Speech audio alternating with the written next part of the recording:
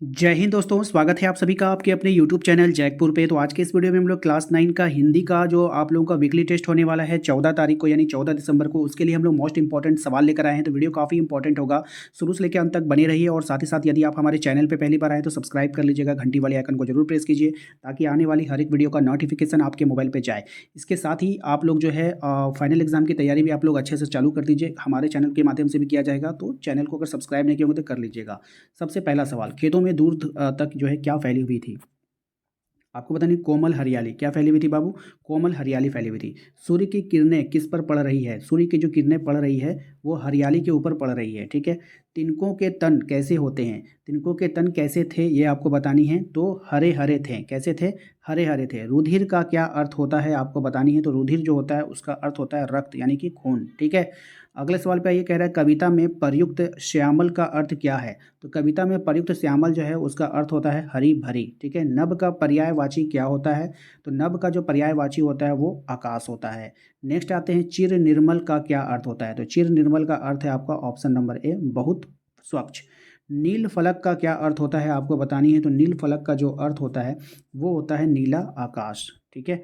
Next आते हैं, वसुधा का अर्थ क्या है? तो वसुधा का यहाँ पे अर्थ हो जाएगा आपका ऑप्शन नंबर ए, धरती। किस पौधे का फल घुंघरू के समान लगता है? तो किस पौधे का फल जो है घुंघरू के समान लगेगा? अरहर और सनई, ठीक है। सरसों के फूल से कैसी गंध आती है? तो सरसों के फूल से जो गंध आती है वो तैलकता वाले गंध आती है यानी कि तेल की तरह गंध आती है। नेक्स्ट आते हैं हम लोग, कवि ने अलसी की कली को किस प्रकार बताया है? तो कवि ने अलसी की कली को नीलम जैसी बताया है। मटर कैसी लग रही है? तो मटर जो लग रही है वो सखियाँ लग रही है ना। छिमिया का अर्थ क्या होता है? तो छिमिया का अर्थ होता है आपका यहाँ पर मटर। तितलियाँ किन पर बैठ रही है? तो तितलियाँ जो बैठ रही है वो फूलों के ऊपर बैठ रही है। आम मंजर कैसे लग रहे हैं? आम के जो मंजर है वो कैसे लग रहे हैं? तो रजत स्वर्ण के जैसे। कौन मतवाली हो उठी है? तो कौन यहाँ पे? कोकिला। कोकिला जो है मतवाली हो उठी है। कोकिला का अर्थ क्या होता है? तो कोकिला का अर्थ होता है आपका कोयल। झरबेरी का अर्थ क्या है? तो झरबेरी का जो यहाँ पे अर्थ हो जाएगा वो हो जाएगा आपका बैर। क्या हो जाएगा? बैर। अगले सवाल पे ये कह रहा है कि दाड़िम का अर्थ क्या होता है? तो दाड़िम का अर्थ यहाँ पे हो जाएगा आपका अनार। मुकुलित का अर्थ क्या होता है? मुकुलित का अर्थ हो जाएगा यहाँ पर आपका अध खिला हुआ, ठीक है, अध खिला हुआ। लाल चित्तियाँ किस पर पड़ी है? तो लाल चित्तियाँ जो पड़ी हुई है वो अमरूद के ऊपर पड़ी हुई है। नेक्स्ट है आपका, कौन से फल सुनहरे होकर पक गए हैं? तो कौन से फल पक गए हैं भाई? तो बैर पक गए हैं। तरु का अर्थ क्या होता है? तो तरु का अर्थ होता है आपका वृक्ष होता है, ठीक है। नेक्स्ट आइए देखते हैं, इस कविता के में टमाटर के लिए किस विशेषण का प्रयोग हुआ है? तो टमाटर के लिए जिसका प्रयोग हुआ है वो है आपका मखमली लाल। हरी थैली किसे कहा गया है? तो हरी थैली कहा गया है आपके मिर्चों को। किसको कहा गया है? मिर्चों को कहा गया है। चांदी सी उजली जाली में कौन सा अलंकार है? तो इसमें जो अलंकार है वो उपमा का अलंकार है। गंगा के बालू को क्या कहा गया है? गंगा के बालू को कहा गया है सतरंगी रेती, ठीक है। तट का पर्यायवाची शब्द क्या होगा? तट का पर्यायवाची शब्द हो जाएगा किनारा। चित्तियाँ का अर्थ क्या होता है? तो चित्तियाँ का अर्थ हो जाएगा आपका निशान, ठीक है, याद रखिएगा। सरपत का अर्थ क्या होता है? तो सरपत का अर्थ हो जाएगा आपके, बताइए, ऑप्शन ए, घास का तिनका। सुरखाब का अर्थ क्या होता है? तो सुरखाब का अर्थ हो जाएगा आपका चक्रवात पक्षी, ठीक है। नेक्स्ट है आपका, पुलीन का अर्थ क्या होगा? तो पुलीन का अर्थ हो जाएगा आपका किनारा। मगरौठी का अर्थ क्या होता है? तो मगरौठी का अर्थ हो जाएगा आपका पक्षी, ठीक है।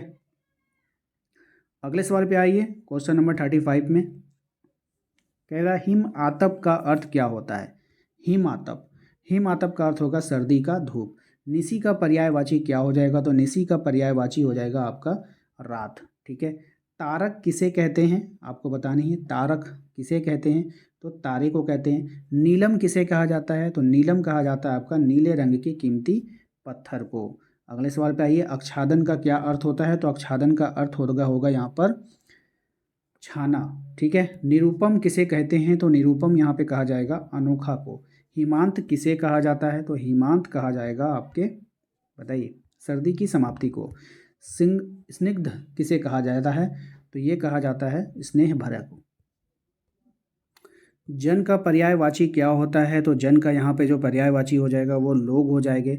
ग्राम श्री कविता में ओस की बूंद को किसके जैसा बताया गया है? तो यहाँ पर जो बताया गया है इसको रक्त के जैसा बताया गया है। सुमित्रानंद पंत का जन्म कब हुआ था? तो सुमित्रानंद पंत का जो जन्म हुआ था वो हुआ था आपका ऑप्शंस नंबर हो जाएगा 1900 में। सुमित्रानंद पंत का जन्म किस स्थान पे हुआ था? तो इनका जन्म जो हुआ था वो उत्तरांचल में हुआ था, ये याद रखिएगा।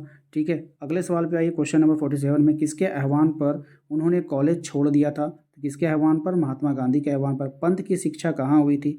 तो पंत की जो शिक्षा हुई थी वो बनारस इलाहाबाद में हुई थी। अगले सवाल पे आते हैं। कहा जा रहा है आपसे सुमित्रानंद पंत का निधन कब हो गया था? तो इनका जो निधन हो गया था वो हुआ था आपका ऑप्शंस नंबर ए 1977 में। ठीक है, नेक्स्ट आते हैं हम लोग क्वेश्चन नंबर 50 में। उनकी कविता का मुख्य स्वर क्या था? उनकी कविता का जो मुख्य स्वर था प्रकृति से प्रेम। क्या था? प्रकृति प्रेम। ठीक है, क्वेश्चन नंबर 51। छायावाद की प्रमुख स्तंभों में कौन शामिल है? तो छायावाद की प्रमुख स्तंभों में सुमित्रानंद पंत जो है वो शामिल है। पंत जी की रचना कौन सी है? तो पंत जी की जो रचना हो जाएगी वो वीणा हो जाएगी। चिदंबरा के लिए पंत जी कौन सा पुरस्कार मिला? तो चिदंबरा के लिए जो उनको पुरस्कार मिला था ज्ञानपीठ का पुरस्कार मिला था। लोकयातन के लिए पंत जी कौन सा पुरस्कार मिला था? तो लोकयातन के लिए उनको जो पुरस्कार दिया गया था वो सोवियत लैंड नेहरू पुरस्कार दिया गया था। ठीक है, नेक्स्ट आते हैं हम लोग कवि। किस कवि को शब्द शिल्पी कहा जाता है? तो कौन से कवि को कहते हैं भाई? तो कहते हैं हम लोग सुमित्रानंद पंत को कहा जाता है। पंत जी किस कृति के लिए साहित्य अकादमी पुरस्कार मिला था? तो उनको जो पुरस्कार दिया गया था वो कला और बूढ़ा चांद के लिए दिया गया था। अंधेरी रात में तारे जैसा दिखाई दे रहा है कौन? तो आपको बतानी है यहाँ पर। राइट आंसर होगा इसका स्वप्न में खोए हुए। ठीक है, नेक्स्ट है आपका हरियाली हंसमुख क्यों लग रही है? तो हरियाली हंसमुख इसलिए लग रही है हिम्मत आतफ से। ठीक है, लोगों के मन में कौन है ना, लोगों के मन को कौन हरता है? तो लोगों के मन को जो हरेगा वो गांव की सुंदरता। हंस रही सखियां मटर खड़ी में कौन सा अलंकार है? तो यहाँ पे जो अलंकार है वो हो जाएगा रूपक अलंकार है। नेक्स्ट है मरकत के डिब्बे का खुला ग्राम कौन सा अलंकार है? तो यहाँ पे राइट आंसर हो जाएगा आपका उपमा अलंकार है।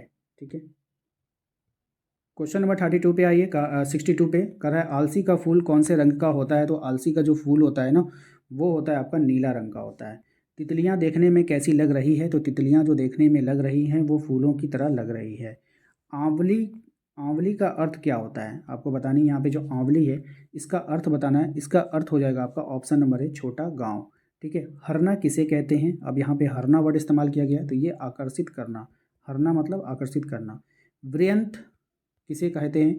तो वृयंत कहा जाता है डंठल, डंठल को। ठीक है, सनई क्या है? तो सनई जो है आपका एक पौधे का नाम है।